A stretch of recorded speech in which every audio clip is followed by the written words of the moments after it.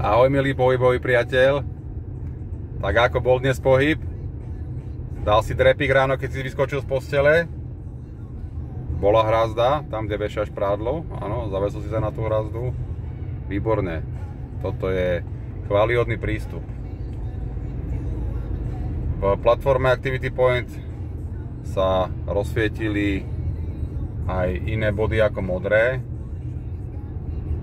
Body žlté, ktoré hovoria o tom, že na tom mieste je miesto, kde môžeš tráviť voľný čas, ale je to miesto biznisové, to znamená, je možné si tam zakúpiť niečo s trávením voľného času, funkčným, pohybovým. To ale neznamená, že je nutné si tam niečo kupovať priamo z mapy. Čo ale v mape je štandardne stále uvedené, a to sú modré body, takzvané solidarity body, na ktoré môžeme prispievať, ktoré mapujú a zobrazujú pekné a dobré, voľne dostupné miesta na pohyb. A keďže sme platforma Activity Point a disponujeme mapou, tak sme pristúpili k takému riešeniu, ktoré sme nazvali, že od nás pre vás, ktoré hovorí o tom, že chceme mať v našej mape aj miesta, ktoré sú čisté, upravené, kvalitne a bezpečne spracované, určené na trávenie voľného času, ako sú cyklotrasy, ako sú turistické trasy, rozhľadne, výhľadne, priehľadne a hlavne ich financovanie je zabezpečené z iných zdrojov ako zo zdrojov miest a obcí. Pretože miesta financované zo zdrojov miest a obcí sú financované raz a ich údržba je žalostná.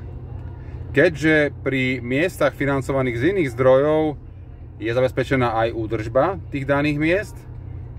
Miesta sú bezpečné, čisté a kvalitné. A o tieto miesta máme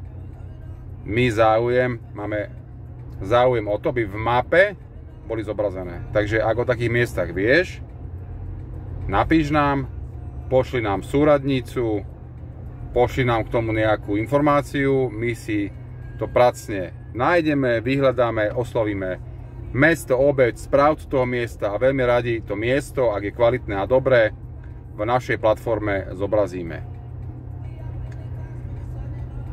Dáš tomu minútku, dve, ale podelíš sa s informáciou, že aha, milí pohyboví nadšenci, bol som na tomto mieste, to miesto vyzerá dobre, miesto sa mi páči a preto ho chcem zdieľať s ostatnými, aby to miesto dostalo to, čo mu patrí, to znamená publicitu, to znamená využívanie a to znamená motiváciu pre ostatných, aby miesta, ktoré sú pekné, čisté, funkčné, bezpečné a kvalitné, určené na pohyb, boli využívané pohybovými nadšencami a aby jedni motivovali druhých. Lebo nie je nič horšie, ak sú vytvorené miesta na pohyb, hrazdy, workoutové ihriská, ktoré sú prázdne, v noci je tam tma a je tam nikto.